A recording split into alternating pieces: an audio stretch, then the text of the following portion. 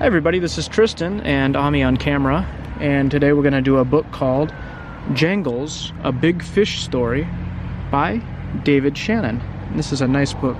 I'll try not to drop it into the water. We're above a river here in Funabashi City, and this story is about a fish that lives in a big lake. There we go. Jangles, a big fish story. This reminds me of the movie Big Fish. Have you ever seen that movie? When the sun goes down and the weather's just right, Big Lake gets smooth as glass and a thin mist whispers across it. That's when you might catch a glimpse of Jangles. My father told me lots of stories, but my favorite was about a giant trout he saw when he was a kid. I still remember sitting with him in front of the big stone fireplace at the cabin. He pulled out a dirty green tackle box and shook it a couple of times so it rattled. Then he told me this story.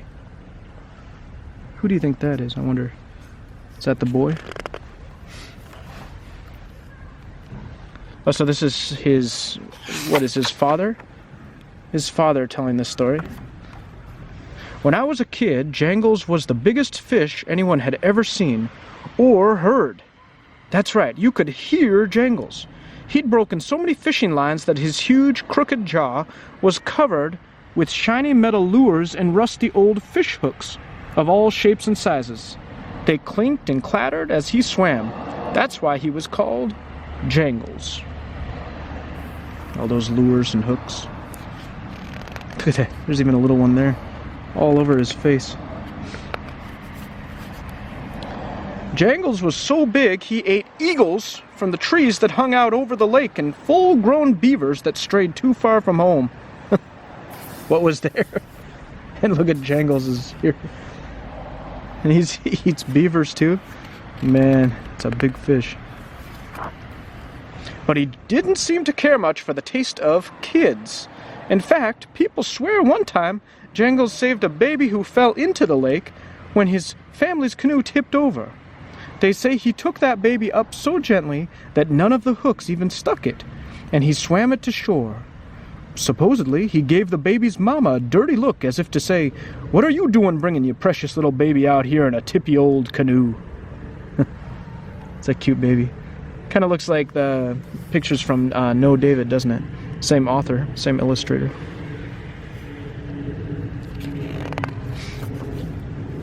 Everyone wanted to catch Jangles. They held big tournaments with lots of prize money, but no one could bring him in. He was too smart and too strong, and he lived too deep down in the middle of the lake.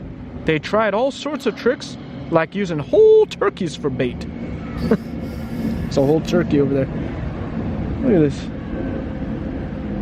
This guy looks like a tourist, doesn't he? Doesn't look like he knows what he's doing. In fact, a lot of them do. It's funny. One fellow even tried dynamite. He threw big cans of tuna fish in the water and waited till he heard Jangles coming. Then he lit a stick of dynamite and tossed it in the lake. I don't know if it hit a rock or something, but that dynamite came flying back out of the water and into his boat and blew it to smithereens. Then he had to swim all the way back to his dock. He said Jangles came up and bumped him on his butt, but nobody believed him. What do you think? What do you think caused that dynamite to come back into his boat? He's lucky to be alive, isn't he? I could have killed him easily. One time when I was just about your age, I was fishing over where the creek comes into the lake, and my anchor came loose. I was concentrating so hard on catching a fish that I didn't even notice I was drifting way out into the middle of the lake. There wasn't another soul out there, and it was getting dark. Just like now, huh?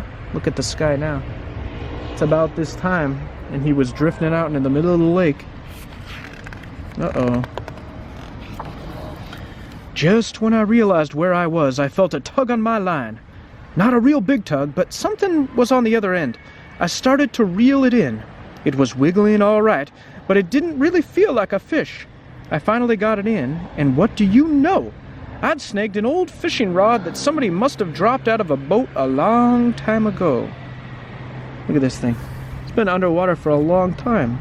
I thought he had Jangles the fish. but he had an old fishing pole. I started to reel in that one too. I cranked and cranked. Wait, what did he reel in? Did I miss a page? Eh? Oh, I see. He started reeling this one too. He started using this one. So he picked up the old fishing pole and started to reel that in. I started to reel that one too. I cranked and finally felt the end of it getting closer to the surface. Here's the end right here, right? Then I heard a sound that made my whole body feel all prickly. It was kind of soft at first. Tinkle, tankle, dingle. But then it started getting louder. Tingle, jingle, jangle. Now I used to daydream all the time about catching jangles, but right then I was scared to death. Just when I saw the lure on the end of the line, a gigantic shadow came out of the deep darkness and swallowed it up. That's Jangles, isn't it? My rod bent nearly in half. I was hanging onto it like it was my first dollar, when Jangles suddenly swam under the boat and pulled me right over the side and into the cold black lake. Down we went like a crazy horse and buggy.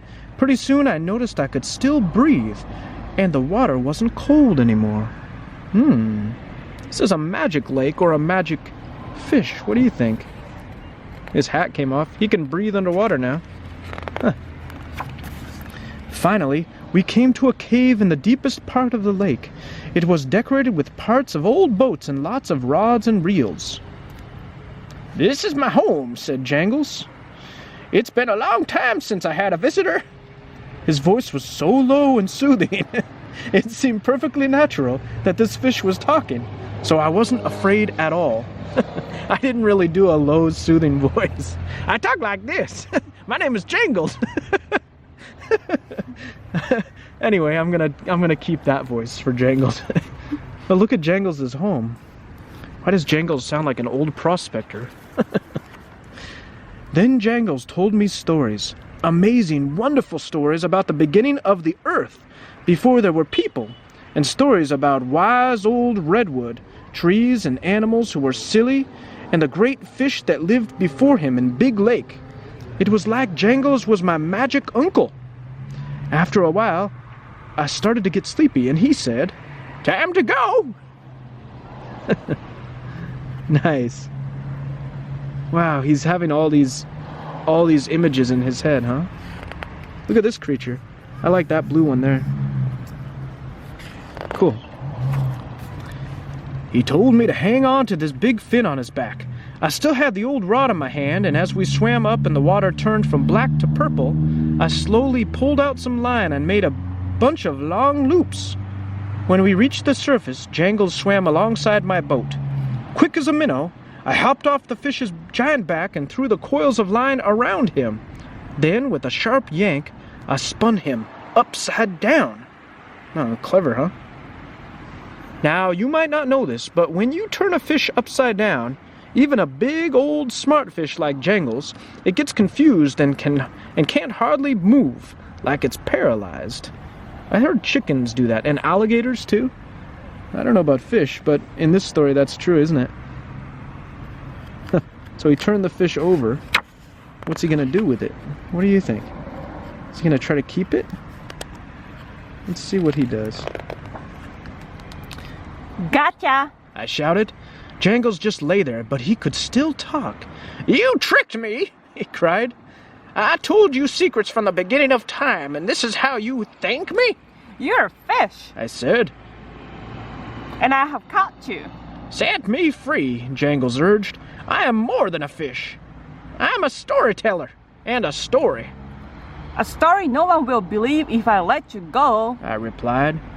Then Jangles asked me, "Is that more important than doing what is right?" Good question.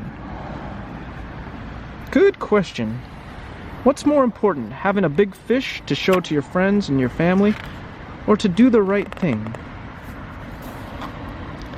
I thought of all the wondrous things I'd heard that day. Then I thought about people dragging whole turkeys around the lake. You're right. I said. I'm sorry. I will set you free, but what can I do to apologize?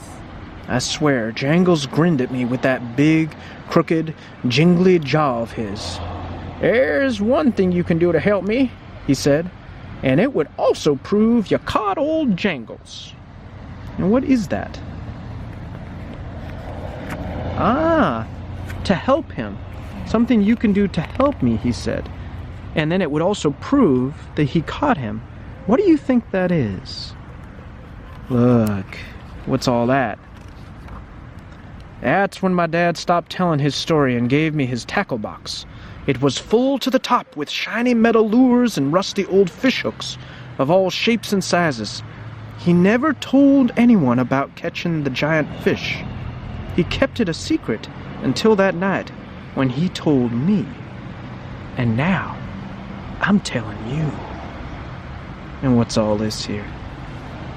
That's from Jangles' mouth, isn't it? And that's the proof right there. Wow. What a great story. What a great story. I really like that one. What's the year of this book? This book is written in 2012? No, the jacket is 2012. When's the book?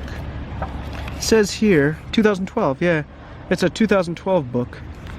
Man, that's a good one.